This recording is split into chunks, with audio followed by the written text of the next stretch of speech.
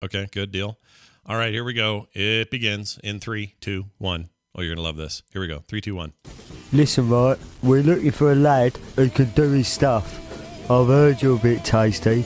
No messing around or you get a slap. Remember, I'm the monkey and you're the cheese grater, so no messing around.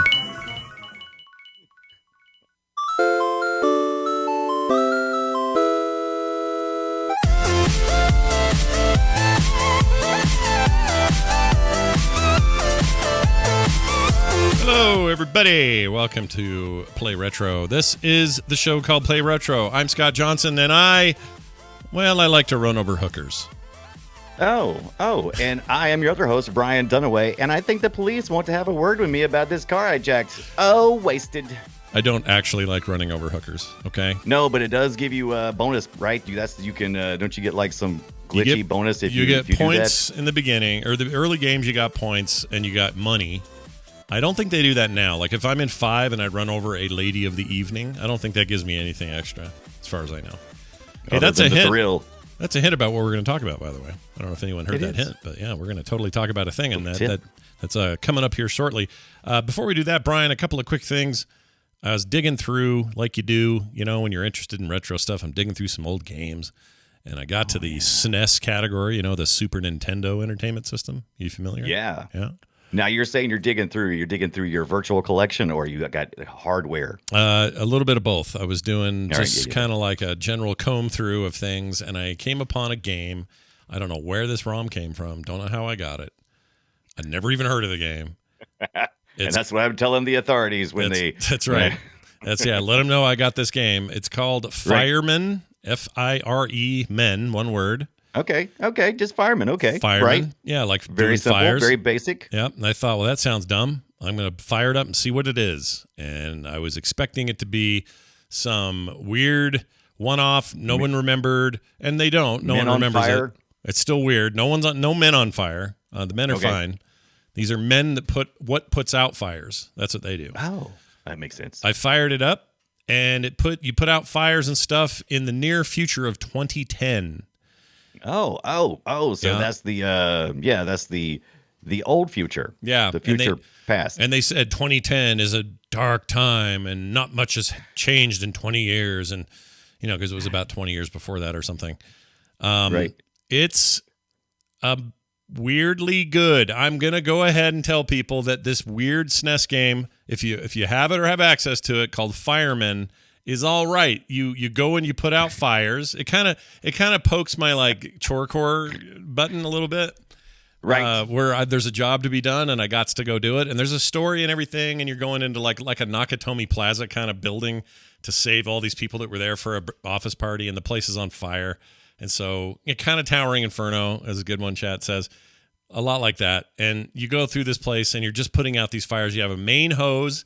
And then you have a spritzer hose. So the main hose shoots way out and gets the big moving flames and kind of plays like a shooter almost, like I don't know what to compare it to. Like, I really don't know what to compare that to. It just feels like I'm kind of aiming with a shooter, but it's water. Right. And then the other one is this, the other one I hit the B button for this mister thing. And the mist is for the small little flames that are like on carpets and stuff. So I have to mist those out, use the big one for the flames. And then I got somebody with me, and if we find like a victim, somebody who's gotten hurt or passed out in the fire, this other guy will throw him over his back and take him out, and then come back and find me later, and then continue working our way through the building. I was charmed by this game. I didn't expect it. I don't even ever heard of it, never seen it before. I didn't even know it was a thing. And bam, there it is. So I guess I'm going to save our listeners' eyes, by the way. If you are looking for this, make sure to type in Fireman SNES before you just type in Fireman in Google. Oh yeah. I saw a couple of main hoses when I just typed in Fireman. It was no good. Oh, you mean like man hoses? I see what you did. No, mostly just a bunch of firemen with their shirts off. Apparently, this is a fetish. Perfect. Oh, okay. Well, I'm in. Sign me up for your weird fetish. Here's chat. Oh, I can't put it up like that. Hold on a second. Here's a picture of it, of the cover. Chat room can see it. It's just called, The Fireman. And it was licensed by Nintendo, made by a company called Human Entertainment. They might still be around. I don't know. I love the anime of the call center lady. She is absolutely cross-eyed. Yep. What is going on with that? Yep. And why is she right under a lightsaber? I agree. What is I agree. this art? It's weird. I think that lightsaber's supposed to be, if you if you look at it tip? reversed, yeah, it's like a hose tip, but it's not done very well. I mean, the art's terrible, but the gameplay surprised me, and it looked good and sounded good, and didn't feel that old. And I don't know, kind of walked away going, this is all right. Whatever this is, it's real weird, but I kind of like it. So anyway, That's Human Entertainment. Is that who that is? Human Entertainment. I don't know what else they make. We've talked to those guys before. Have we? Yeah. What do they do? Yeah. What do they make? That's oh crap. We talked about it on this very show. Did we? And it was a spin-off. Japanese developer publisher. They made the following games. Oh, they make stuff for all sorts of things. Looks like they haven't made anything since this. No, they made a Dreamcast game. Yeah, Dreamcast might be the last thing they did. And let me tell you what it was. I am having all kinds of Google failing, looking for a human developer. I'm failing. I'm out. Well, they're all over the place. Pole position, F1 pole position, Clock Tower. They published, didn't make it, but published it. The version that's on the SNES. They made this fire thing I mentioned. Super Final Match Tennis. They're kind of all over the map in terms of stuff they made, but I like it. I'm just putting it out there. If you want to see a weird thing, that thing is weird and works somehow. Sometimes there's gems in there, and you're just unaware of them. You got to pull them out. Yeah, some nice pixel graphics. You're in these like futuristic-looking fireman clothes. And you're out there putting out the fires with your hose. Well, it is 2010. Yeah, so, it is 2010. You're right. The Yeah. future was here the whole time. Okay, anyway, that's pretty great. The other thing I wanted to mention was itch.io, or itch.io, as a lot of people like to call it, is doing a big sale for the Ukraine. And I picked this up this morning. So here's what they're doing. It's like 1,000+ games. Wow. 60 something or $6,100, like $6,000 something $100. What am I trying to say? $6,000 something dollars. I have no idea. $6,100. I keep saying it wrong. Tell me where the comma's at. Give me some numbers, then do a comma. It's this time of day, man. The couch is like calling to me this time of day. As right. this goes. Right. I hate it. But anyway. they have money. They have money, right? Yeah, they have money. So they're helping out with the Ukraine thing. Yeah. So if you go buy this thing, it's $10 for all of those games. So you get 1,000 games, Right. and some of them you may already have, but just tons of indies. Obviously, it's itch.io, and that's all they make, or that's their whole thing. Their whole focus is indie. That's their jam. Yeah, $6,500, I think, is what I said this morning. Cold cash, you're right. Right. And all of the proceeds go to the Ukraine. Yeah. And $10 is all they're asking. You can bump it. I bumped mine, but you can do as low as 10, and you're getting almost $7,000 worth of games, and you're helping a really good cause. So go check it out, itch.io, and their sale is right up top there. You'll see the Ukraine. And for those in the future, Russia has invaded the Ukraine, so it's 2022. Oh, right. So if you're hearing this show in the year 2080, well, we're all dead then. Yeah. So who cares? It's fine. It's fine. Yeah, it's fine. It is fine. Oh, But there there's was your Fireman reference 2 point. for the PS1, only Japan though. Interesting. Oh, Okay, Tondragosa, that's an interesting twist. I may need to look at that too. Anyway, and thank you, Tondragosa, for putting the chat or the link directly to the sale in the chat. For folks at home, again, itch.io get you there. So go check it out. Hey, Brian, what's going on? I saw a GameCube controller in your hand today. Is that true? What happened there? What's going on? okay. So I've been looking for some real. I've got my GameCube set back up on my CRT, and I've been looking at getting some genuine GameCube controller because the only one I have is a GameStop one, and it is pure trash, Scott. It is pure trash. So I was looking around. Wait, a couple years GameStop back. branded GameStop or what? Yeah, GameStop branded. Yeah. No. Do I have it within reach? I don't have it within reach, but Oh, I'll man. have to show it to you one day. It's a piece of trash. So I ordered this. This is the what do you call it? It's the Super Smash Bros. Black, but they didn't have any of the US versions. They're all sold out. What I was able to get was the imported, and this was just on Amazon.com. $40, which is by far not a bad price. If you look at, the control of this thing, I did some videos, lookups, research before I bought it. Those were And only this is 25 when they were new, the official ones back in the day. That's the thing. Yeah, and if you try to get the ones that are the US versions, they're like renewed, used for like $60 and $80 or more. But this is brand new in the box. It's the import version. It's the same thing. They're just more abundant. And if you watch a video on this, it is when they break it down. This guy breaks down both the original controller and this thing, and it is freaking 1-to-1. I mean, they was as authentic as they could be with this thing, including when you push the trigger buttons. I don't remember if you, the old GameCube trigger buttons. When you push them, once you get to a certain point, they click. So that was. It's got that weird these do that analog. as well. Yeah, they let you. Right. They gave you what do you call that? I guess it's just analog. That's what that is. Right. Yeah. Right. Once you break it down to the top. So yeah, I $40. So I ordered a second one because I mean the build quality is freaking amazing, and you are showing my my NASCAR from dirt to Daytona. Okay, let me ask you this question: why is there a Cheerios car in your game? What's going on? Because that was the default car that I picked. When I was playing this game, I just kept hitting the A button until I was racing. Okay. All right. Well, that is. Am I playing the career? I'm not looking at none of this stuff. I'm just clicking on it. Did you like NASCAR Heat? You probably played it. I did play. No, I never played any of the NASCAR games. The closest I ever got to was Daytona, all the Sega machine Daytona stuff. I love Daytona. Big fan. Right. Yeah. I think these are the same guys that did NASCAR Heat, and it is an excellent NASCAR game so far from what I've seen. I've really enjoyed it. And like I said, I did order a second GameCube controller that's supposed to be here Friday, specifically because I have a friend of mine. We used to play these NASCAR games all the time, and I can't wait for him to come over and let's to relive a little bit of our past. Why not? Just a little bit. Why not, I say? Why not? I say, why not? That's great. So, but it feels like the real McCoy is the point with this controller, right? It feels absolutely like the real thing, and you're not going to find a new one of these that no one else has had their grubby hands on. Does this have, I noticed it has the Smash Brothers emblem thing, logo. Which it's probably not licensed by Nintendo is my guess. I don't know, actually, though. Maybe it is. I mean, it's the official Nintendo box. I mean, you would think. Maybe. I mean, that's why people buy these. They want to play competitive, whatever, Smash Brothers. What was it called? That Smash Brothers. Melee. They want to play Melee. Super Smash Bros. Melee, right?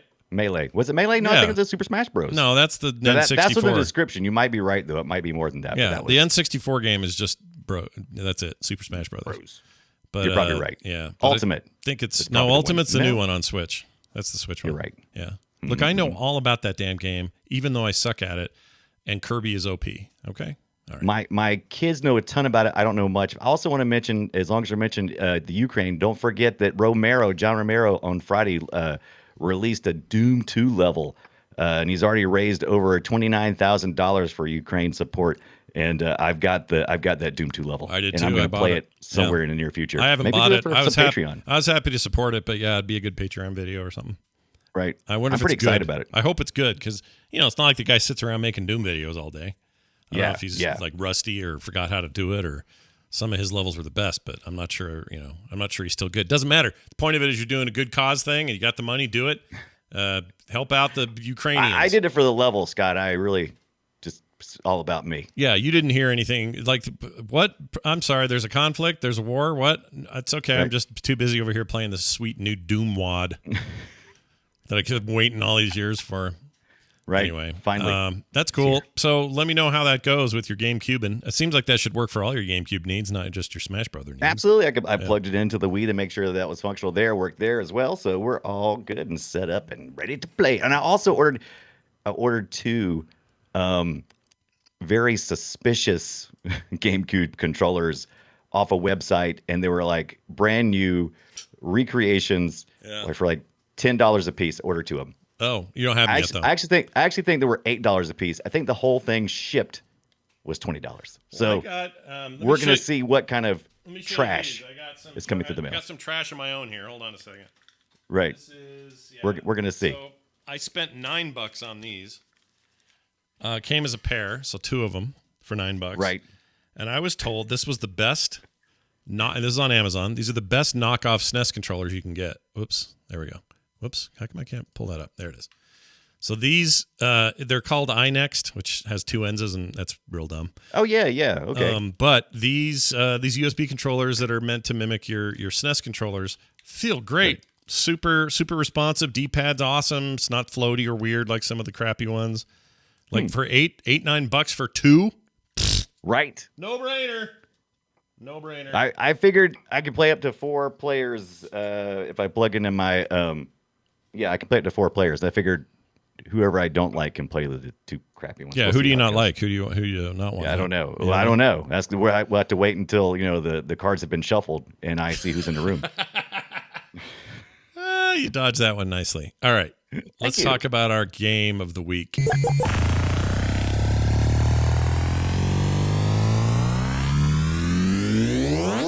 Shall we play a game? So in some ways, this is a game of the week. Some ways, it's 2 games of the week, and really, at the end of the day, it's kind of a genre of the week because this thing cracked open quite the bundle of upcoming changes to this industry. And it didn't even know it, I don't think, when it started. It had no clue. It was blind to the fact about what it was about to do. Yep, I believe that is true. And the games we're talking about are the original top-down, originally on PlayStation 1. We'll talk about ports and other things, but the original top-down versions of GTA 1 and 2. Yes, that's right. Grand Theft Auto. And before you send the emails in, it came out on the DOS first. But go ahead. I didn't know that. Is that true? Yeah. I didn't Came out know on that. DOS first. No, I had no idea. That's cool. Nothing wrong with DOS. Unless I'm wrong, which I don't think so. Well, you could be, but if I had my guesses, you're probably right. You're often right, and so why wouldn't I believe you today? Yeah, so I just don't remember that being the case. But anyway, these old games, they had a little bit of zoomage. They were polygonal. The character was a little weird sprite polygon thing. It's hard to explain what he is, but the cars themselves were, simple sprites on top of some simple polygons. The buildings had some perspective, but it's as if the camera was right above your car the whole time and you drove around town and did shit. And usually it was like, hey, the boss wants you to go knock off Billy, see? And you'd go do that stuff. Now, if that sounds a lot like GTA, well, you'd be right. It's the beginnings of that. But more importantly, and we'll get into the quality of these games and if they hold up today or not, because I got some bad news for people about hold up. But you could make the argument, and I would comfortably make the argument that these games were the tip of a very interesting spear that would end up changing games forever when it comes to open world and open world mechanics. Right. Even though these games much smaller in scope than even 3, which would come out 2 versions later in the mid-aughts. But really, that's when things really lit on fire, was 2.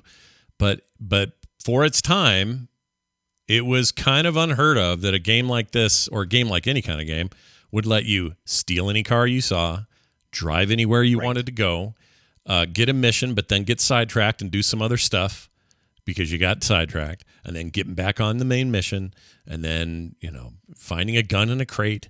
Like, these basic, simple mechanics that we think of now were unheard of then. This didn't exist in most games. So, I think one of the reasons why it works so well here is because we had seen things where we kind of done some of this in sci-fi, in some other games, space games. We had some of these elements of what was going on, but the fact that these developers were working in, even though it's fantasy, it's something that we all can relate to, because we could all imagine ourselves being, what if we went rogue and what if we were, criminals? And so they kept asking those questions as they were developing the game. It's like, well, what would you do if you hijacked a car? Yeah. And then what would be the next thing? And it's something that we all have probably at least given some little thought to. And so, it's a fun fantasy to live out. Same reason people like crime movies or whatever. They like to explore those worlds or whatever. And they, there's a lot of... What if I broke down the social construct and didn't, and I didn't abide by any rules? What would it be like then? Sure. And their whole fantasy in the beginning and even up till 5, which is the version that is currently on its fifth reissuing or whatever. Right. 5's insane. Like 5 is this game that continues to be one of the biggest money-making video games of all time, and it came out in 2013. Like, what are we even doing? Right. It's so insane to me how big GTA is, even all this time later. And will we ever see a 6? I don't know. There's talk they're working on it, but we're not going to go that modern. I think a lot of what those games are and became, and then many other games like it, because everybody and their dog wanted to make one of these after the success of certainly 3. It's I'm sorry, I like the idea of a dog wanting to develop the game. That's he wants to trying steal. To imagine what he would do. You want to steal a car? Guess a dog wants to steal one. Yeah, Grand Theft Doggo. There you go. Yeah, Grand Theft Doggo, and he would be like, he'd chase the dog, and then he would chase the car, and he would catch it, and that would be the whole game. Yeah, precisely. So it's one of those. It's an odd thing because on the one hand, we're going to talk about how this is like a revered entry into new territory in gaming, and at the same time, this stuff is ugly, plays like shit, and I don't want to play 1 and 2 ever again. That's how bad it is. I know, right? It is so important, but also at the same time, it is not the best experience because we've come along so far. Some of the things that were really cool and neat back when they were doing it was this zooming camera effect where as you slow down, you see a larger field because the camera, it zooms out as you slow down, and when you go faster, it zooms in, which kind of creates this effect like real speed. Other way around. I know what you're trying to say, but it's the opposite. Am I saying it backwards? Yeah, okay, so if you drive, it zooms out. Anyway, You slow down, it zooms in. Anyway, go ahead. Right, you slow down, it zooms in. So that it's is that right? Yeah, because if right. the faster you went, if it pulled out when you went fast, if it pulled in if you went fast, you just wipe out and die all the time. You wipe out, right? Exactly. Yeah. Okay, so you're right. I said it backwards. I'm just making sure. I don't want to clear that. No, you was right. You was right. Call me out before we get the emails. Yeah. It's very. Oh my God, it's kind of sickening how it works. Yeah. But it was kind of a smart mechanic. It made sense at the time. It was technically impressive, right? Like from a technical standpoint, it was like, whoa, look at all this geometry. And, 3D stuff was still new and polygonal, video games were still in their infancy. And I don't know, this kind of worked for that. I remember being really impressed by it when I first saw it. I remember playing it and going, oh, I could do this all day. And then I played it this week and went, oh, we've gotten so much better at this now. It was really, for me, when I first played it, it was all about, I even here in the U.S., I knew about the controversy that was Grand Theft Auto. And when I played it, I was like, yeah, that is pretty cool that you can run over people, because all my race games before then, which were, by the way, at this time starting to transition to 3D and not top down, you couldn't run over anybody. You would try again and again, and it was just like, it's not going to happen because the game was designed that way. This game was like, yeah, well, what if you did? And you get points for it. Yeah, what if you killed people, got points, got money, got guns, and it's just because you wiped a dude out? And what if you could always get away from the cops? There was always a way to do it. They could get you sometimes, but even then, if you're in the hospital, you'd still get out and go back and do it again. And like, there's a real power fantasy going on in this game. It's always been controversial from its original incarnation like this, all the way up through current. Obviously, people still look at GTA, and the more precious among us are always like, GTA is training our children to be criminals, which is horseshit and dumb. But especially not top down. There's no way I could translate anything I'm learning here to real life. No, I don't. I mean, that's my point with most game criticism, is that nothing you're really doing is training you to do anything. I mean, it's training you to be a better gamer. Maybe you're better. Right. Playing maybe some games. better reflexes. Maybe. Yeah. Right. That's about it. GTA 2 follow up. Not long after, right? What was the year on that? I had that written down. Years. It took a few years to develop that one. In between, there was some DLC that came out for the first one to kind of hold us over. The first one had these two breakouts that were different years set in London. Right. And London, baby. 69 London. Yep. And then 61. And they called it London, which is weird because these games are famous for being in fake cities they made up names for. Yeah. Yeah. So Liberty City is like a ripoff of New York, and Miami or Vice City is Miami, and that sort of thing. And yet, what's really weird is that it was done in Canada, of all places. Yeah, developed in Canada by Canadian developers. We'll get we'll get to their origins here in a second. What I like about 2 is look at all this really bad live action video. Oh, it's so good, so bad. That's how this game starts, by the way. If you've never launched GTA 2, it starts off with this film that's mostly taken from this 8-minute promo film that they made, and it is atrocious. When I say film, really, it's more like a music video, because it's this music after song that fits right in during this time period. It's worth watching, though, if you've got a minute. It's like Sabotage. Oh yeah, it's just like Sabotage, except worse. Sabotage is pro. Yeah. This is bad. You need to go. If I were any of you out there, I'd go on YouTube right now, search for GTA movie or GTA 2 movie, and just watch. They've got an unedited running whole thing of it. It's gonna make your life infinitely better Worse. and then worse at the same time. It's so 8 bad. minutes. You can do it. I believe in you, so we can share in the pain that I had to experience. Yeah, and those London games aren't great. The games, the most of the top-down stuff doesn't hold up at all, except one exception. We'll get to that in a little bit, though, because I still think one of them is very playable today, and I would play it right now if I could. But there's a lot of ones that aren't so great. Yeah. You want to hear a little audio from these first two games? Let's hear a little bit of this. Oh my God, you got some audio from GTA 1 and 2? Because oh wait, is this got the? Have you keyed in the cursing cheat code, or are you just gonna? No, it's just gameplay, Right. and this is me playing, trying to get my head around it again. It's okay. Here it is. Yeah. This is just for the first part, a little funky. We had This is CD GTA 1? audio. GTA 1 had some, good audio because it was a PlayStation game and a PC game. Grand Theft Auto. And for some reason, that guy says that at the beginning of the game. He goes, Just in Grand case you Theft forgot. Auto, and then he never says it again. And now you just drive around, and you're running into people, you're getting the cops all worked up, hit a lady, whatever. That's what you do. All right, so you get the idea, right? Now here's 2. Yeah. Here's 2. 2 has got some funky start here. I skipped the opener. I just went straight to. It's got this sweet dance music. Now I'm pretty sure 2 introduced radio stations. I think. I think 1 had radio stations as well. I think they've all had radio stations. I could be incorrect about that, but I never heard it on 1. 1 never said. said anything. Now, maybe because I was playing an emulated version of the game, it may not.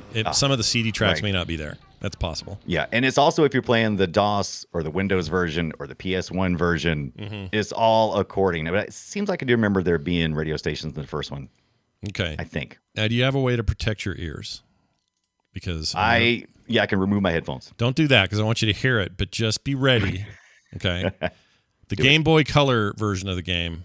Oh my God, yes, I played this. This makes you want to set fire to something and then eat it. Okay. So here it is.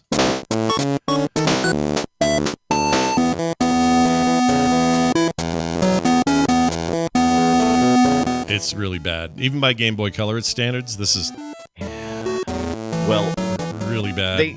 They sacrificed that audio for the other things, which was presenting the full map in the Game Boy Color. So good on them. Yeah, I mean, they had something had to go. Something had to go. It was a much bigger game. It was than what yes, Game you're Boy right. ready It was for. sparser, obviously, on the bells and whistles because that's what the hardware is capable of. But they somehow managed to get the whole game in there, and that's impressive in its own weird way.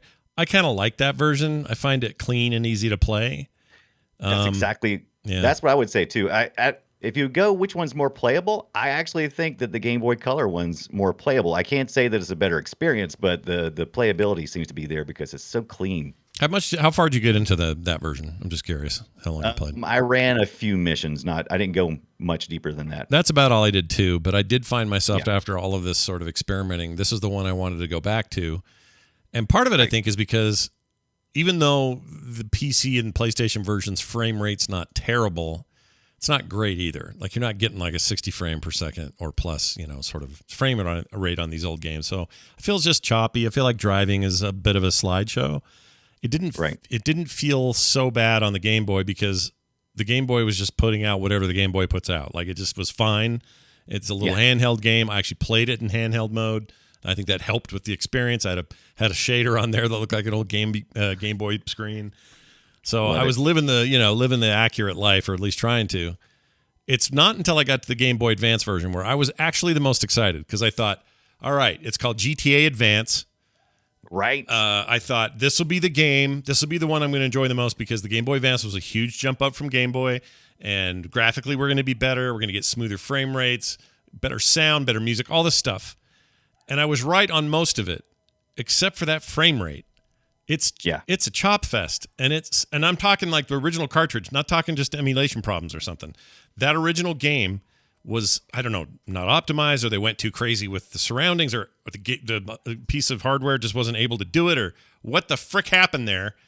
But that game looks like it might be the best one, and instead it's just impossible for me to move 4 feet in it without being annoyed. Yeah, it looks like it's like running at like 12 frames per second or something. It's not very smooth.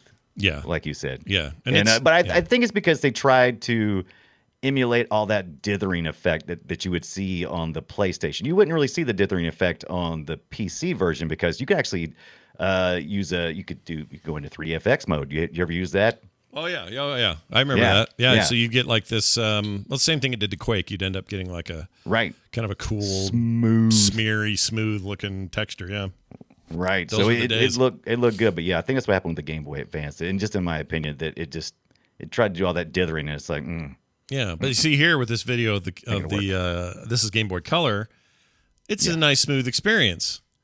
If you look at the GBA game, which I'll now put up. It's whatever the opposite of smooth is. Look at this. Like it's just chunky and and know. This is basically it's got the two weapons, the GTA 2 weapons, which are like the flamethrower and that kind of stuff. And this that's definitely going to create some lagginess. Yeah, it felt like that. I don't know if it was this slowdown. laggy. Was it always this laggy? Was Oh this a yeah, video I off tried. YouTube? I looked at this right here. By the way, is video from the console. Somebody's got it hooked up with like wires and junk. I looked up video of it that's being unplayable. turboed in emulation mode. It looked just as bad. It's not emulation. This is how the game looked. And again, like visually and kind of like pixel art wise, I like the look of it. But the minute it starts moving, it's like 12 frames per second or something. Yeah, consistently so, but it never goes any faster than that, and it bummed me out because this is the one I wanted to play through again. I was like, "Yep, that's what I'm going to do. I'm going to play this." The one I actually am going to probably play, as we're just ripping through these here, is GTA Chinatown. Chinatown on Now, the PSP. On the PSP to begin with, anyway. It showed up on DS and was one other place this was. Crap, maybe mobile got it at one point.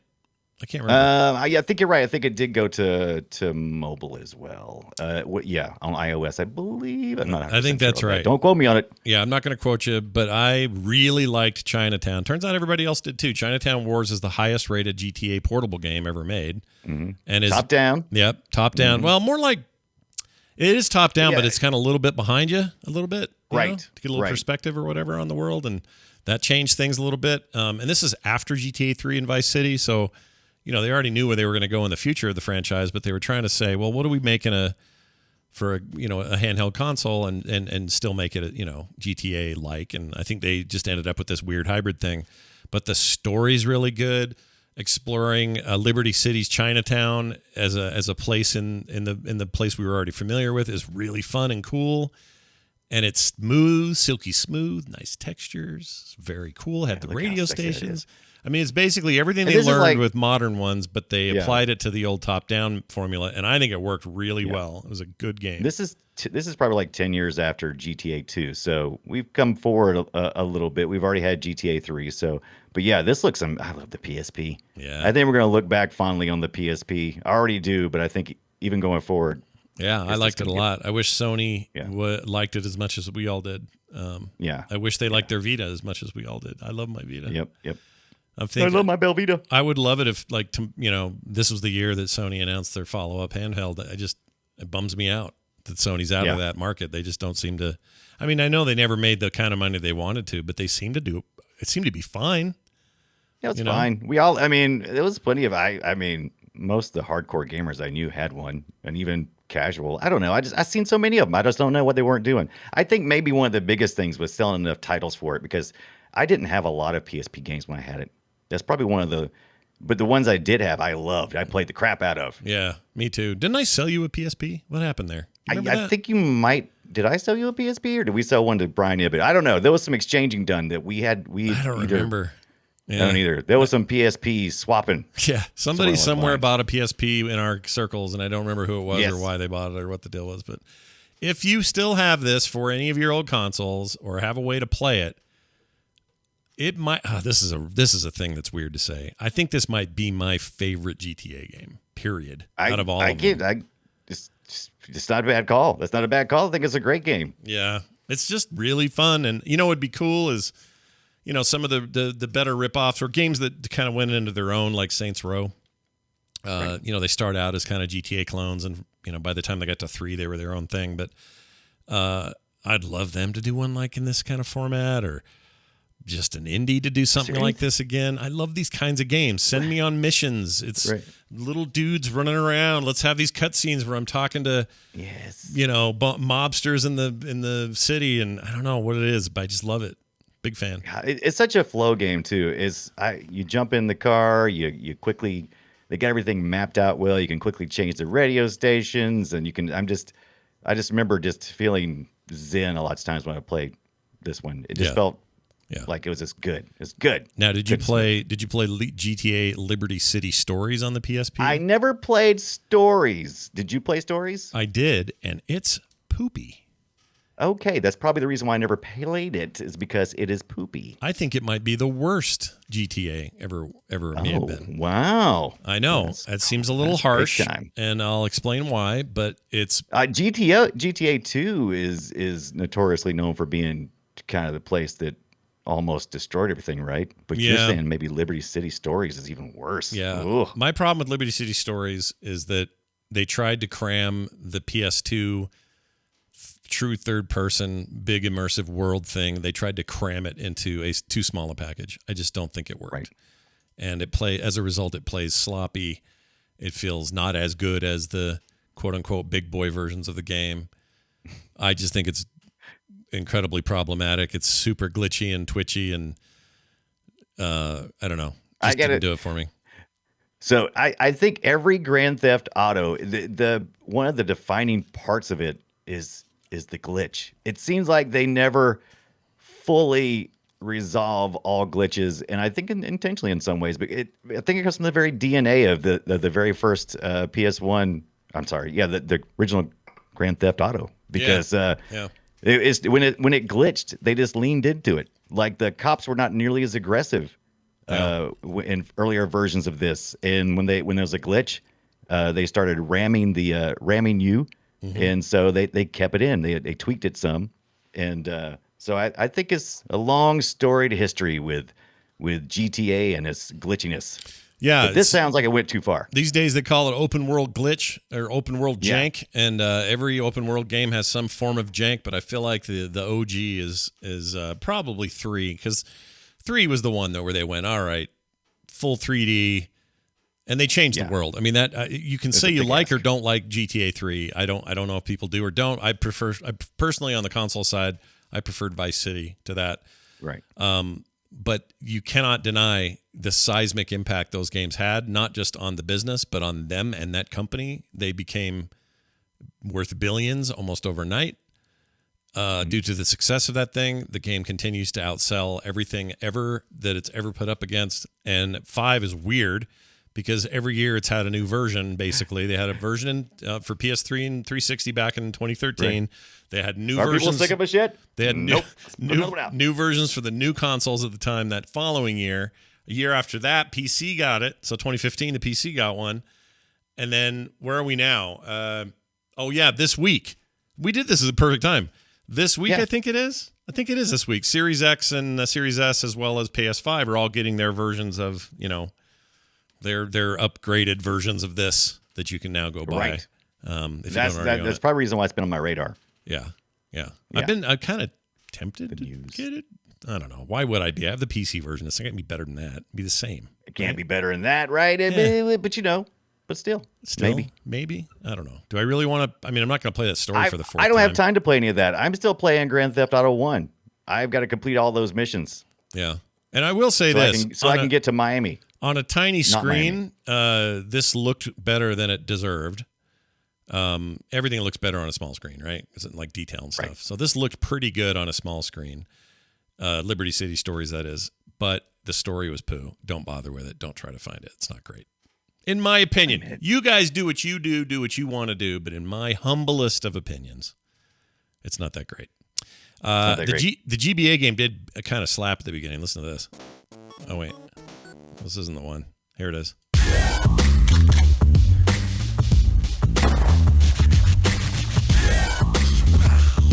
It's pretty good, right? It's nice. What was that on? This is the GBA game. Yeah. Sound and music weren't their problem. They had voices. You had those cops all the time going, "We got a runner on something second and third. We need to get 2 cops." That stuff. I love that. It's really good. Now, Liberty City Stories just sounded like this. Oh, no, this isn't that. This is, I apologize. Chinatown. This is Chinatown.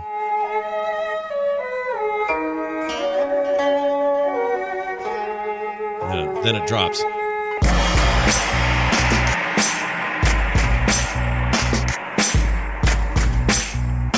Right? It's pretty good. That's it. Yeah, that's the game to play. Where's that? Yep. Are you going to play any more of these after all this? Do you think you'll give any time to them? I apparently have in my mind to play them because before I played this week, I had already downloaded them on Steam, like the whole thing. I bought some kind of Grand Theft Auto pack, and it had 1, 2, and 3, but had some other ones in there as well. And I obviously downloaded them, and I planned on playing them at some point apparently because I like my hard drive space, but I'd installed those, so I guess I need to get back to it. Yeah, finally. You know what? That's funny you bring that up. I noticed this today. I finally got into a place with hard drives on the PC where I don't care anymore how much stuff's on there because it's big Apparently enough. I don't either. I have a 4 terabyte. I have a 4 terabyte C drive and a 4 terabyte D drive. Right. And I'm never gonna fill those up with game. I mean, oh maybe God, one Scott, day. don't say you're gonna fill them up. Yeah, but I'm just like right now. I've got hundreds and hundreds and hundreds of Steam games installed. Some of them in the 70 to 80 gigabyte range. I'm barely scratching the surface. Yeah. So at least right now, until games are, 300 gigabytes each, and they'll get there. Oh, they'll get there. Until then, I kind of overdid it on the PC side. Like on my consoles, I'm like, shit, I'm at 83%. Damn it, what do I have to delete? I hate that. I'm always had to make decisions on my consoles. That's one of the reasons why I get mad at my console. I'm like, come on, make me decisions. I don't want to do it. You ever? What's the maddest you ever got out of a console? Do you have? I have a moment. If you don't have one, I can think of it. Probably Christmas Eve when we got the Xbox 360, and we tested it just in case, and we played Zuma. And then 5 minutes into it, it red ringed. Oh my Lord! On Christmas? Yeah, on Christmas Eve, the night before. I was making sure everything was working. It's bad. That would piss me off so bad, dude. Yeah, that's bad. That was a rough time. Those early models, rough time. I'm surprised they actually rose out of that and did fine after that. Did really well actually. But those early days and that red ring stuff, that was no good. Okay, that's a pretty good one. I like that. For me, it was playing. I know what it was. We were playing. So the PlayStation 1 had a great version of Micro Machines on it. I forgot the full name. Micro Machines something. And it's competitive racing. We had 4 of us. I had a multi-tap, all that. And my friend Steve was just destroying everybody. And at one point, he edged me out in such a close way and we'd been playing for so long that I freaking hurled that controller at the wall. And it put a big old hole right there in the wall. Little PlayStation. Yeah. Those controllers are tougher than the wall usually. Well, I've told you, man, at the beginning of the show, you got to give Steve the crappy controller. Give Steve the poo. That's what I say. Let's look at some origin stuff. Lemmings. The people who built this made Lemmings, if you can believe it. Yes, they did. Yeah. That was their big first deal. It was still DMA then. Wasn't Rockstar. No. DMA Design, right? Yeah, DMA Design. Yeah. Yep. And later were renamed Rockstar North. Jones, developer Davy Jones, and his locker. He was best known as the creator of Lemmings. He left DMA Design in 1999, went on to make GTA-esque APB, and then the more successful Crackdown for Xbox. So I think he's still on the Crackdown team. But APB, I think he is too, yeah. APB tried real hard. Oh, man. Dave Jones was there at the beginning, and he stayed through until after GTA 1.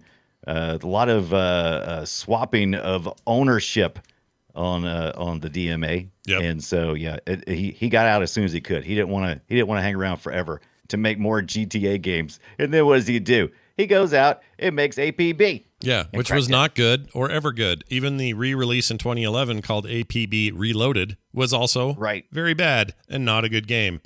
Crackdown had its moments. Oh, Crackdown's great. Crackdown 1 and 2, freaking awesome games. I even think 3 is really good, except it doesn't do anything new, so 3 feels like kind of a waste of time. Like, why did you do this if you're not going to make anything cool and new out of it? But I'm planning on playing it again as soon as Microsoft adds 60 frames per second to it. Right now, it's locked at 30 for no reason. Oh, gross. It's a it's a good-looking game. Xbox One game, I guess. Was that a launch game? No, came later. No. But anyway, point is, this guy he had a hankering for stealing cars and blowing shit up, and he tried it again with APB Reloaded, and it didn't work, which is unfortunate. Right. Good luck to him. I don't know where he is now. We could find out, I guess. Let's see. The original design document of this thing is pretty great. This was posted by lead designer Mike Daly. Uploaded Race and Chase's original design document to his Flickr photo stream. This is what it said at one point. The aim of Race and Chase is to produce a fun, addictive, and fast multiplayer car racing and crashing game that uses novel graphics methods. The original concept reads, the game story was simply stated as the game will be set in a present-day world. So they originally were just going to have like freaking rock and roll racing in a modern city. That's it. Right. Yeah. Would that have been enough for you? Probably not. That I probably needed more. Yeah, I feel like would we have the GTAs we have now? Would we have open world games now without them, pivoting and making a more deep experience? Probably not. A more because I think that's what happened in this game. Reading that the design document is really interesting to see where they started. But there's a bunch of documentaries out there, by the way, like freaking so much content to learn about Grand Theft Auto, the whole series. Oh, it's huge. But the way they worked as a team and progressed, you'll hear some of the names we're going to say, but that wasn't the only people involved with GTA. This was a collaborative effort where everybody just kind of threw in stuff that said, but let's do this as well. Let's try this and and this, and they just kept trying to put it in there until they came up with something fun. Because the basics of it, pretty boring, and it's not even. And at the time, it was not graphically impressive at all. I mean, we had plenty of top-down race games. And this didn't look good as the stuff that was coming out. Yeah, you're absolutely right. I remember the time people were put off by its use of American culture. And there's a really great interview here. In 2015, interview posted on the Guardian website, game designer Paul Farley said this, and I think this holds true to even the current game now. We wanted to poke fun at U.S. culture and could do pretty much whatever we wanted, since from day one the plan was for it to be 18 rated, meaning older. This is not for kids. Sometimes we went too far. In one mission idea, which was later cut, you could go around burning churches. You'd probably be arrested for putting that in a game now, even though it was at the time very tongue-in-cheek. We'd come in on a Monday and say, what movies did you watch this weekend? What music are you listening to? And that would really inform the game. We had guys who were really into cars, others into heavy weaponry. We'd bring in our favorite childhood shows like Knight Rider and the A-Team and take inspiration from the movies like Speed, which were referenced quite a bit in the game. Nice. Love that. I do love that. I don't know if you would get arrested for putting church burning in a game, but you would certainly be arrested if you did it in real life. Oh, but hell yeah. Most of these things you get arrested for in real life. Yeah. There's 90% of what you do in these games you get in trouble for, but I think they had to stay as close as they could in the lanes. No pun intended for Grand Theft Auto. Some pun intended. But stay in the lane of this. What if you took Goodfellas, or what if you took I don't know, some other existing film series, mobs movies, Sopranos, whatever. Sopranos will come a little later, but the point is like that kind of stuff, and then stay within those lines pretty much. Right. So the language of those games, I remember the first game, the third game, 3 had like no cussing in it. Like 3 had no swearing. It didn't have much. You weren't voiced either, your main character, but everyone else that talked, Joey Pants, all these other actors, none of them cussed. And then Vice City, same deal. Pretty low on the cuss meter, maybe a few here and there. San Andreas comes out. Yeah. All bets are off, dude. That thing was like the sweariest mother effing swear you've ever heard in your life. And I don't know what changed. Something changed in the game culture where we went, no, we're okay with this now. We're fine with this in games. Right. Yeah. It's a good question because early on they were looking at doing some language, and they kept getting pushed back, especially from like BMI, who was the publisher on the first one. And did they get into the second? No. Anyway, they had a relationship with BMI, and at one point in time, they were kind of dialing some of this stuff back.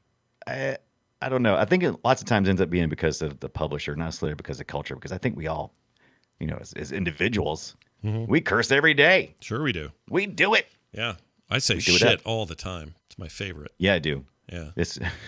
Brian likes to drop an F-bomb here and there, but I like it. Yeah, I like to do it. Shit. Franks. Yeah, Franks. Here's my favorite part of the series. True in the early days, true today.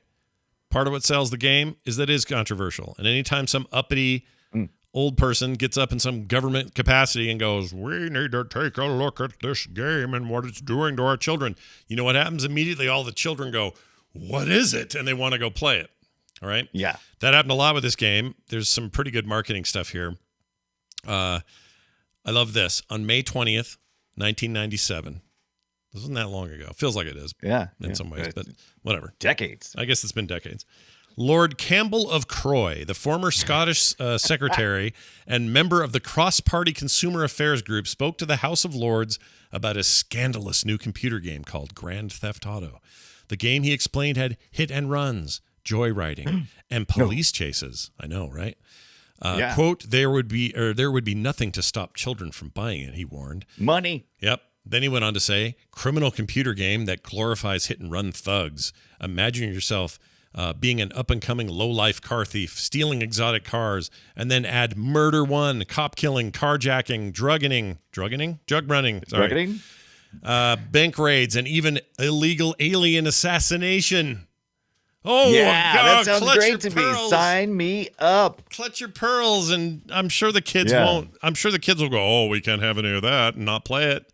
No problem. This all started with PR guru Max Clifford, who's since then became kind of a controversial figure for other reasons other than his sensational headlines. Mm-hmm. Who's if you ever read anything about Max Clifford? No, tell me more about He's it. a lunatic. Yeah. Now, he's not just a lunatic now. It's no surprise that he's done all kinds of weird stuff, but he also did he had all kinds of great.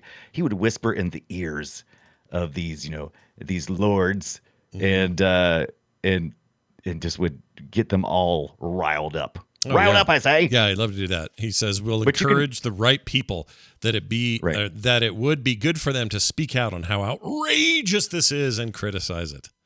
I will feed these stories into the ear of a lord somewhere, and there's this game developed in Scotland, which is utterly despicable. And then at the end of 3 months, you'll be in prime time. And I was like, yeah, right, but everything he said came true, unquote. It all came true, my friend. Yeah, now, if you want to learn more about that kind of stuff, what was behind that GTA marketing and just the controversies, there's a book called Jacked, The Outlaw Story of Grand Theft Auto. It's on Amazon. I kind of read the little blurb, their little free sample. I like what I read so far. I'm going to pick it up. I'm going to pick it up because we're going to revisit Grand Theft Auto one day. Mm-hmm. And when we do, I'm going to be even more versed. Oh, look at you digging in so deep you'll never get out. Never get out. Here's the other thing that I like about the game. Well, we're not going to get into the hot coffee thing, but I think it's absolutely hilarious that hot coffee thing that happened with San Andreas, which for those who don't know, featured the main character in lots of weird sexual positions with people. It's a long story. It wasn't part of the game. You had to unlock it. It was just code that was in the game. And the game got recoded as adults only in some markets. And it was a huge controversy at the time. Yeah, it seems weird that it would get recoded just because there's a hidden secret. I mean, it's really weird. But then now you watch this stuff, or you play certain modern video games, puts that stuff to shame. Like The Witcher has way more. The sex scenes in The Witcher more adult and way more out there, way more boobies, way more everything, and also in a way more high fidelity state because it's it's a newer video game. That other stuff's just like crap. It's like 4 polygons and it's supposed to be sex. But anyway, to me that just sort of illustrates where we were in the 90s all the way up through mid-aughts, and we just could not figure out were games for kids, and if they're not for kids, well, then who are they for? And then if they're for everybody, has everything I believed before was a lie. I thought these were toys. Like all the old men didn't know what to do with themselves. Yeah. So, well, we kind of took into the U.S. especially, and if you're looking at culture from the U.S. that inspired a lot of this stuff in this game, we were going through a conservative moment during the 80s, even though you'd look at it and go, how loud and bright, but we were being very conservative, trying to get back to some roots of what we'd had before. And 90s, irreverent and, trying to rebel a little bit. And where could you rebel better than in Grand Theft Auto? Yeah. It was real dumb, though. The other thing that was dumb about it, I'm not encouraging anyone to, do what you want to do. You can go look at it if you want to. But if you go find the hot coffee stuff from back then, The main, You'll be bored. Who was the? Yes, you'll be bored. The main the dude doesn't even. He's still in his full clothes and stuff. Like he's just running around like nothing changed. It's just bad. Lukewarm coffee. It's PS2 ugly graphics. This is a bad time. No one wants to see PS2 porn. Who was all angry about it? But then Tipper Gore. It Jack Thompson? No, Tipper Gore. Well, yeah, he was all up in it too. But Tipper Gore, at the time, the wife of the vice president, she was responsible for your, may contain explicit lyrics labels on hip hop music and that kind of stuff. She didn't realize what she was doing. If her goal was to make less kids listen to rap, make less kids play games like this, all of that, she took the wrong tack because all those things they became badges of pride. Your rap album sold more simply by having that thing on it. In fact, if you release one today and you don't have the explicit thing on there, you're not taken seriously. Yeah. It completely backfired in Tipper Gore's face, in my opinion. It backfires every generation that tries to come in and go, okay, listen up, kids. You don't understand things. This is how it should be. And whenever you do that, you always get backlash. You always do. Every time. The kids are going to go do it anyway. If you say, hey, I hear there's satanic backmasking in this Beatles album, guess what's going to happen? Everybody's going to buy Beatles albums and play them Beatles backwards. Sales through the roof. Yeah. People are dumb. I can't believe how long it takes us to figure this shit out. We learned it a long time ago with my own kids. If there's something I didn't want my kids to do, the opposite is the thing you should probably do that you think you're going to do. Like if one of the kids goes, penis, and they're 5, you don't go, you will never say penis in this house. You don't do that. If you do, they'll go, devil's penis. You wait till they're 14, and then you start using the word, and then they'll never use it again. Yeah, but the better thing is when they're 5 and they're saying that, you sit them down and you say, do you know what that word is? No. And I go, well, you've got one. You've got a penis. Oh, that's what I go pee from. Like you can have this awkward but important conversation with your kids that isn't about demonizing a dumb word. Don't demonize words. You're doing it wrong. You're doing it wrong. Yeah. Anyway, moving on. Church burn. Church burn. Let's move on to this. The German version.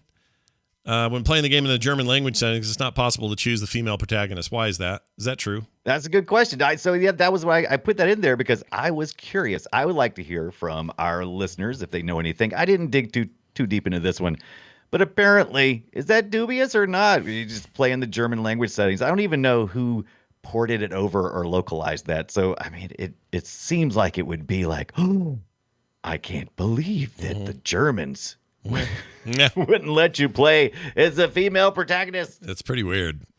Shocking. I don't know what that was about. Feels like a bug, maybe, but maybe not. It was almost. I'm almost 100% sure it was a bug, but I'm sure there is all kinds of lies out there, and I'd like to hear your best lie. Boop show. Play retro. Show at gmail.com. Play retro show at gmail.com. Hey, my favorite trivia is there was in GTA 2, there was a Jesus Saves option. So here's how it worked. To save the game, player needed to finish the Jesus Saves church. It can only be found out by listening by listening out for the organ playing or by hijacking a TV van. The antenna on top is always pointing towards it, so it's like a way of getting there. Once at the church, player needs to pay $50,000 to save, and it's best not to save until turning off the game. However, or not save until turning off the game. However, completing 2 of these 3 missions will easily reward the player with enough money. The Game Boy Color version lacks a proper save feature, instead utilizing a password system, like a lot of those did back then. And that's fine. The passwords were fine. I prefer to find Jesus Save so I can save it. Because it was a neon sign. I think the neon sign flashes or something, and it says us saves or something like that, or what is that? I forget exactly, but it's like there's a visual clue to it. But I've never found it. Yeah, I've seen videos. I have not found it either, and I'm not going to try because I don't think these games hold up. I wish they did. I just don't think they're very good. Yeah, they're a thing of their time. Some games hold up and stay around. I've always argued that early PlayStation 1, early polygonal PC even, that's a rough period. Then much of it doesn't hold up, but what came from it is massive and hard to deny. The impact of something like a GTA 5 or even 4 But certainly 3 was a massive deal.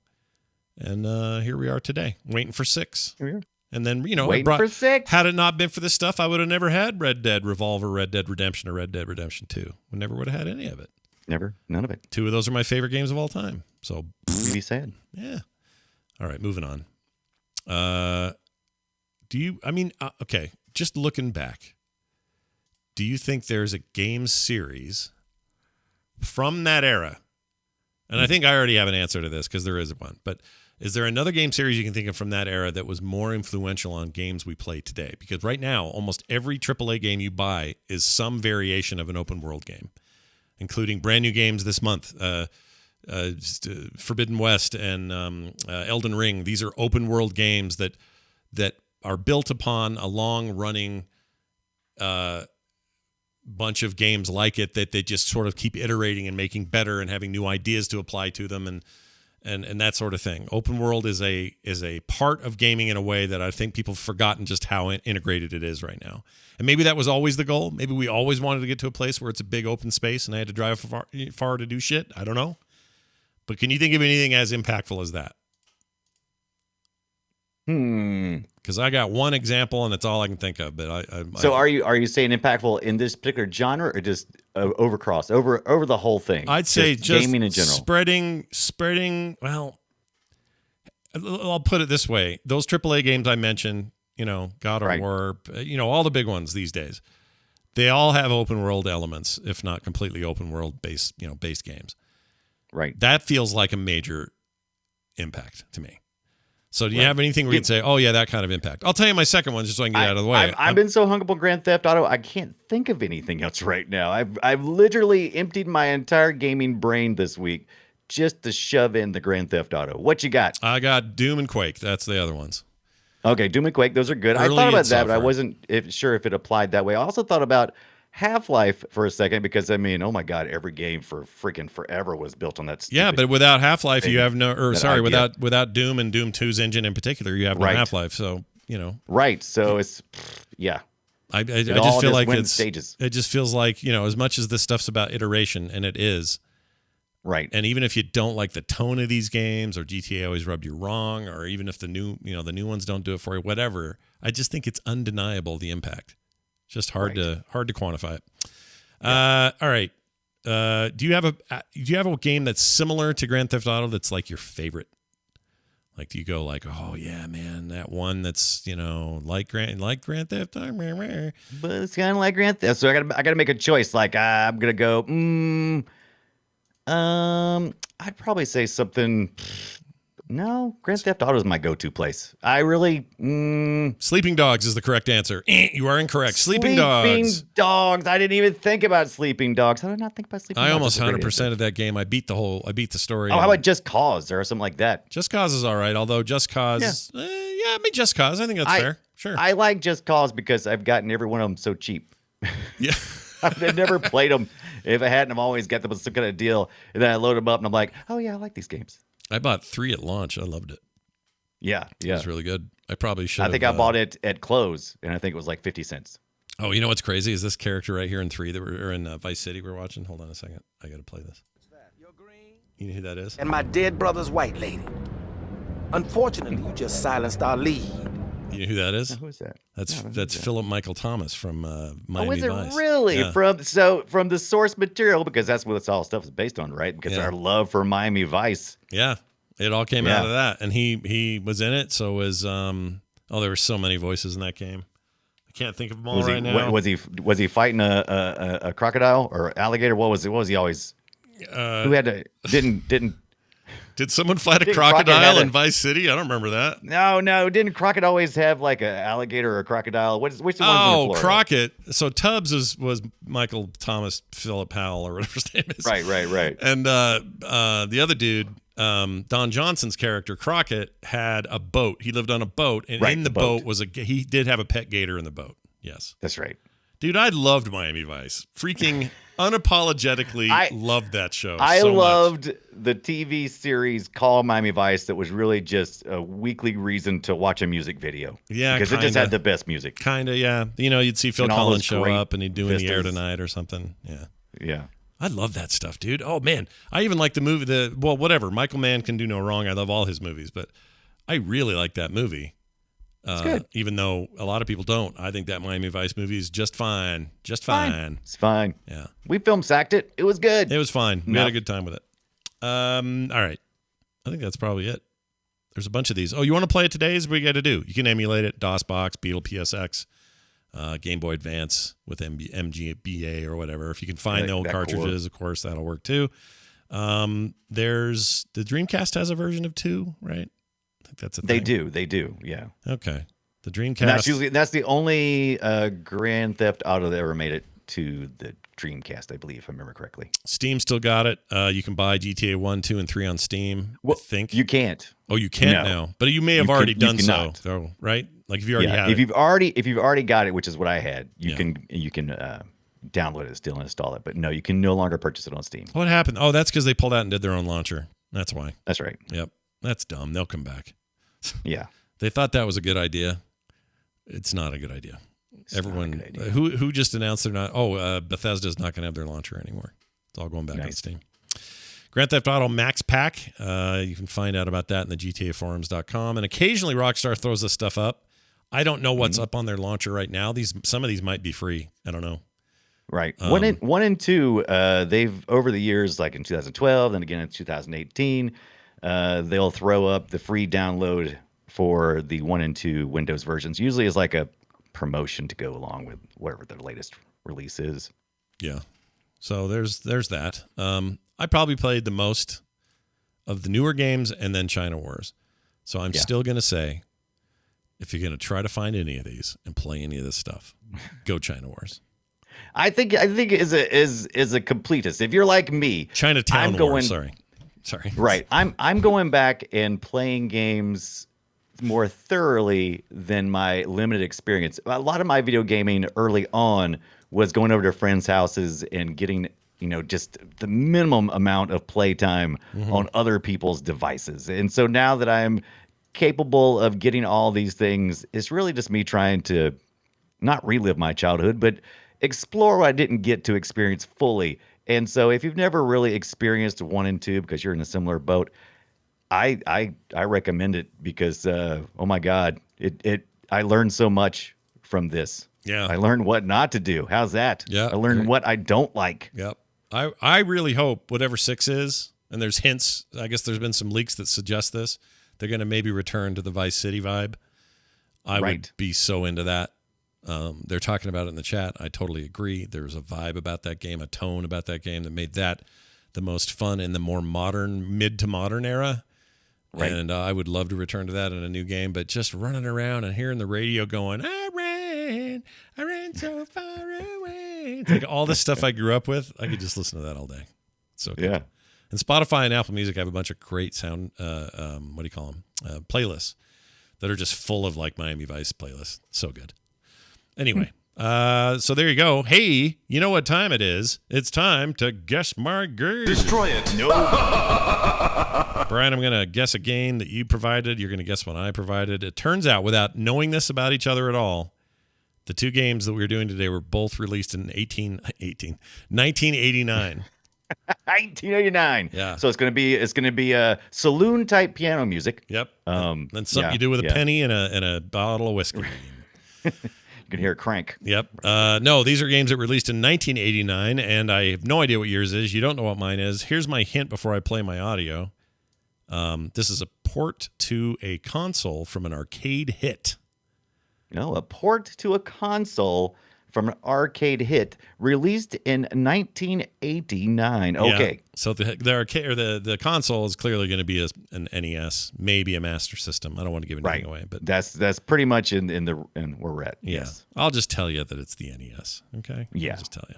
All right, here you go. See if you can figure it out.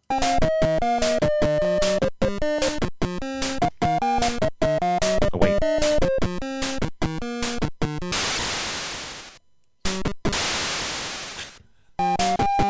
That sound happened a lot more than I'd like to admit. It actually represents a bad fall. Yeah, it's not good. So every time that happens, you don't want that to have happen. Oh, except that. That's good. I got to the next level. This is me playing, by the way. I was playing this. Oh, I wiped out again. All right, any ideas? Oh, you're giving it away. Wiped out. Okay, so you must be either surfing or skating, right? I don't know. You tell me. It's not 720. I'm not That would telling be an you. arcade port, though. You're allowed to tell Can't me. think there being. It does sound like you're splashing out, though. Surfing USA for the NES. Let's find out if you are correct. The answer is incorrect. The true answer is the NES version of 720 Degrees. No way! Get out of here! You're- That sounds like trash. I would never play the 720 if it was on the freaking NES. It wasn't That very is good. trash. It wasn't very good, no question. I owned it though because I loved the arcade game. It looks cute though. And looks cute. it looks fine. Yeah, it's got a decent frame rate for an NES title, but I played it a bit today and it's all right. It's okay. Plays all right. It's not Yeah, the it's not all the right. worst thing you'll ever put your hands on. It's not the best. Well, am I looking at Marble? Is it Marble Madness right now? What's going on? What is he? Oh, you don't remember these? These are levels that they're basically mini levels scattered throughout the world that you get cash for. Cash prize. I really like Where's that the- game. Yeah. Where's the bees at? The bee? Oh, the bee. That's. I don't know if I ever saw any bees. I got attacked by a skull once. You know how they change this? They change these games. Yeah. They make them different. So. Yeah. It's a port. I mean, they just artistically recreate the situation, right? Is that lady in a bikini? Yeah, and she's misshapen. 8-bit bikini. She looks 16-bit. She looks awful. Her arms are all elongated and effed up. She's mad. She's bad. I don't like her at all. Anyway, so there's your Matt. game. Let's play yours and see if I can get it. Here we go. 1989. Anything else you want to hint at, or is that enough? No brainer. Also, this is on the NES. This is 1989. What'd you expect? Okay, let's see if I can figure it out.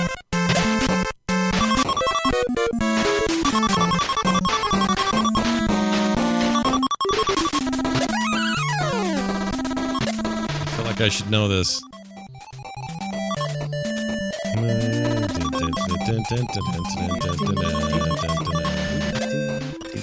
Why do I know this?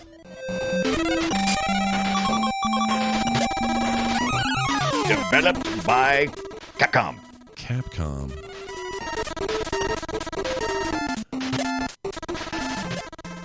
Oh. The answer is not Choplifter. It's not Choplifter, yeah. I think I heard a sound that threw me. But that's gonna have a Choplifter sound to it, though.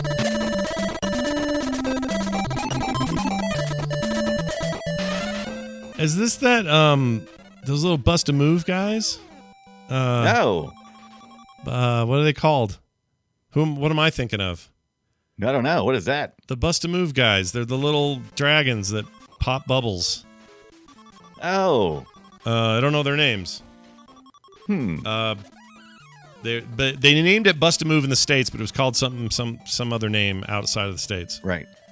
Shit. I don't know. I think I give up. I'll try one. If it's not that, so it's not that. It's not that. Okay. It's not random bubble game. Is it an arcade port or no? Just no. Straight to the console. I don't know. It's DuckTales. Oh, DuckTales. I did play this the other day because you were talking about it. Damn it. Yeah, this was that was all right. I enjoyed my time in that. Yeah. Capcom was doing the Disney thing during 1989, and they played a little bit of DuckTales on us. It's hard, that game. It's not easy, that's for sure. Yeah, I found it hard.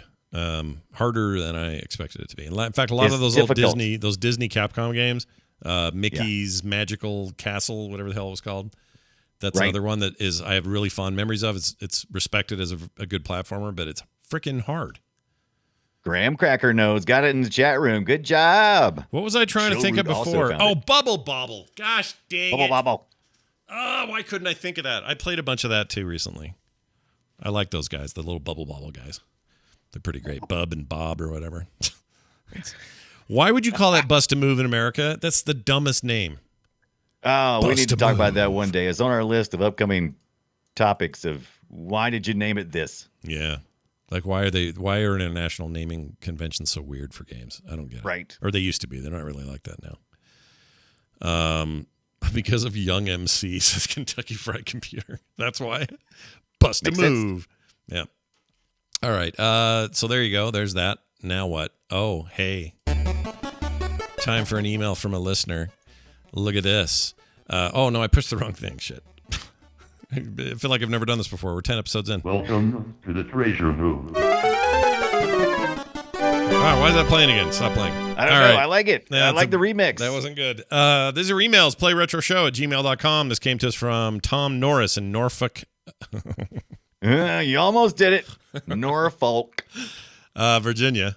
He's from Virginia, everybody. You've been playing Grand Theft Auto. I sure have. Give me your card, lady. Hey, Scott and Brian, he says, still loving the show. Is the Bomberman, or in the Bomberman episode, Scott mentioned that Super Game Boy existed and says something about it being the European version of the Game Boy Color. It was actually a peripheral device that allowed you to play your Game Boy games on your TV through your Super NES.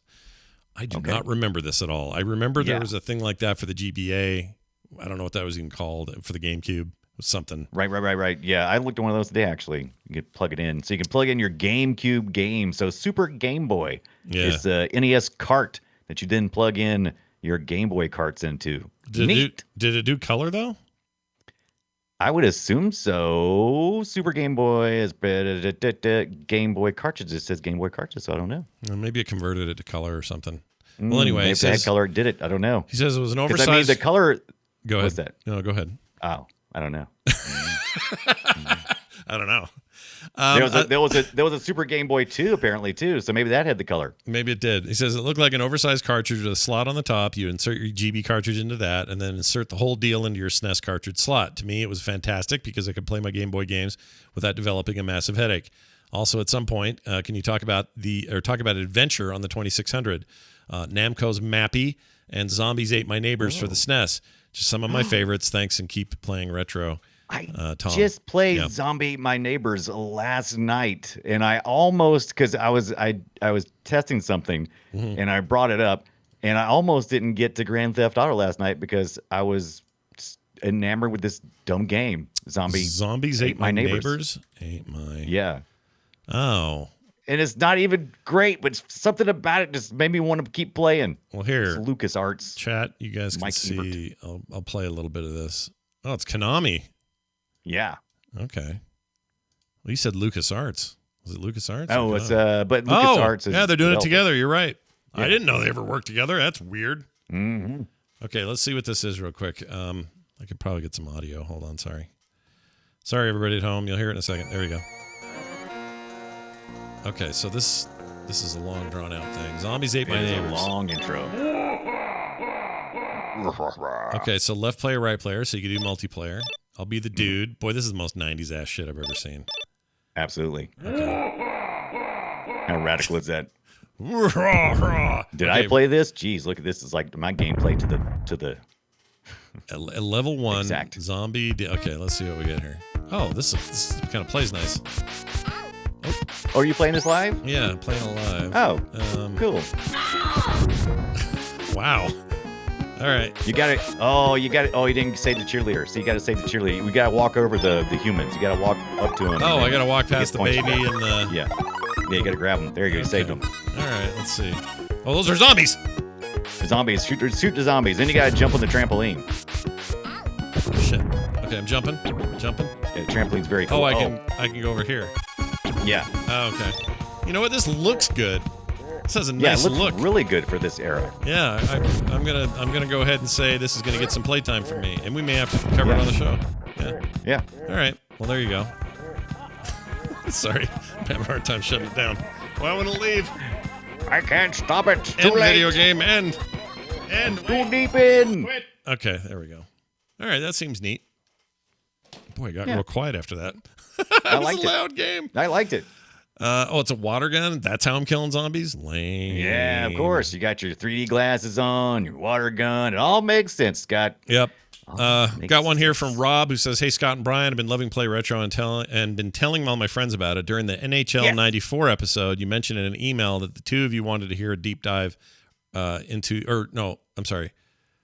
you mentioned to email you if you wanted to hear a deep dive on the Ambernick RG552. We've talked about it here and there, but not quite a deep dive. Says I would be very interested in hearing a deep dive into the device and about your flashing, not just your Wayne Gretzky. Right. The flashing of the ROM, or the OS that came with it, right? Yeah, on the cards. Hearing you guys talk about old games has got me digging into Steam. I think you mean Steam and other stores to see what old games I can play a game. It sounds like the Ambernick would be a good self-contained way to play old games and that I've been missing about hearing on Play Retro. Thanks, Rob. Yeah, I agree, dude. It's so far I really like mine a lot. And I play with mine almost every day. That's what he said. Yeah, I do actually. I play with my Wayne Gretzky almost every day. Yeah. And it's great. I played a bunch of Street Fighter 3 Zero Impact or something. Got my ass kicked. The computer does not like me, and I'm bad at Street Fighter 3, it turns out. I was good at 2, not so good at 3. 3's pretty good. 3 doesn't get the credit it deserves. That thing's animated and awesome, and it's on my Ambernick, and I love it. Anyway, thank you for the email, and we agree. We'll do more deep dives into hardware whenever we get them, and I think maybe after this one gets its first big firmware update, might be a good time for us to talk more about this device. Agreed. I think we could totally. We're kind of in a tough position right now because a lot of their competitions, like the Odin and all these other handhelds that are kind of their competition, you can't get them. Yeah. And so the Ambernick is at least in stock. At least you can get it, but it takes some tweaking, and so it's not an out of the box experience. And I wish they would hurry up and get the firmware. I wish they would hurry up and update that stuff and make it a little better experience. I agree. There's a way to do it. It's just a little which hacky. is why I flashed mine, and since I flashed it, I haven't had any problems. But I'm guessing when their official thing comes out, I'm going to probably want to try that. If there's a better build or somebody does another smarter build of the thing, I'll probably do that.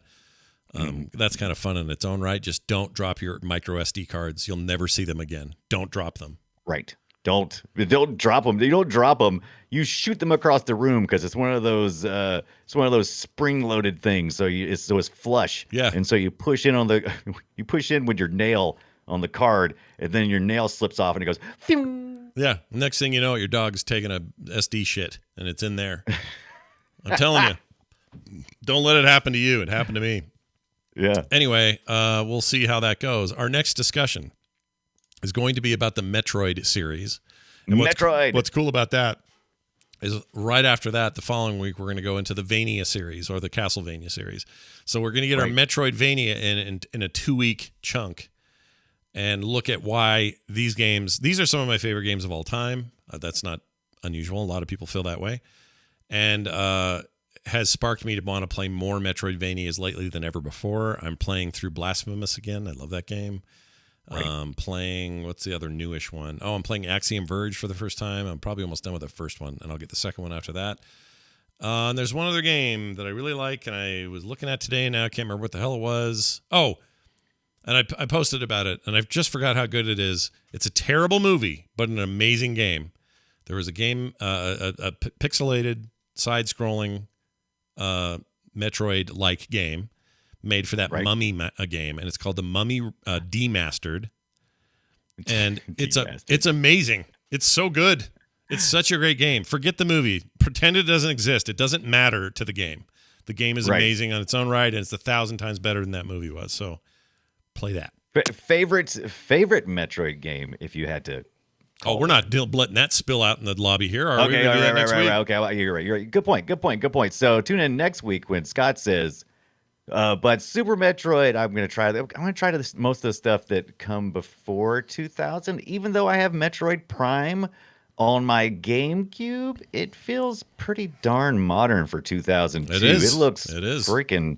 I agree. Looks pretty freaking sweet. I don't know if I can even call that retro. So I got to go like before then. Yeah, I mean, we'll talk about them, but they are not the meat of where. When you say a Metroidvania, usually you're not talking about. Later Prime, or first-person shooters and stuff. You're talking about 2D puzzle solving, side-scrolling, difficult bosses. In the case of Metroid, crazy depth and tone, and just like, oh man, these games are so good. But we'll talk about the new one because the new one is like the old ones. Yeah, it's just like the old ones in a lot of ways. Yeah, side-scrolling. Anyway, we'll get to all that. That's next week. Metroid. After that, Castlevania, and then who knows where we'll go after that. Okay. To the sky. To the sky. To the sky, Luke. To It's the a sky. hint. I don't even know what that means. Hey, we're done. Patreon.com/PlayRetro is how you can support the show. We got all kinds of reasons to do it, including commercial-free episodes every week. You also get bonus content every single time we record, and more. So go read about it. Patreon.com/PlayRetro. Big thanks to everybody who does. If you'd like to, you're more than welcome, and it's cheap. Throw us a buck for what you like. All right? PlayRetroShow@gmail.com. PlayRetroShow on Twitter. And, of course, over at frogpants.com/playretro, you'll find that and everything else you're going to need. Brian, is there anything else you'd like to say? Wasted. Uh-huh. I hated that sound when I was playing the game. Yeah, not a big fan Wasted. either. Wasted. I wish it went wasted or something like that. That'd be cool, that'd be right? great. Anyway, we'll see you next week with way more stuff. We hope you have a good one. In the meantime, go play retro. We'll see you then.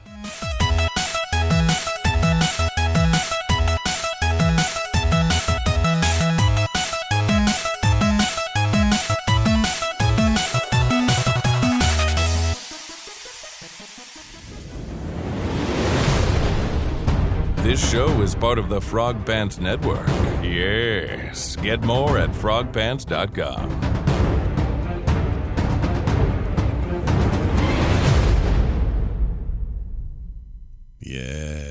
Yes. Another great episode. I really had fun playing